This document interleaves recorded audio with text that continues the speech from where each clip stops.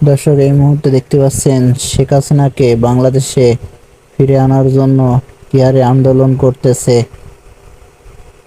যেন শেখ হাসিনাকে ফিরে এনে তার নিজ দায়িত্বে বসাবে তাকে বাংলাদেশের প্রধানমন্ত্রী হিসাবে।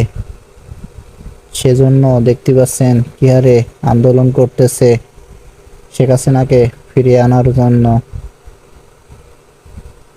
অনেক বড় আন্দোলন করতেছে বাংলাদেশে।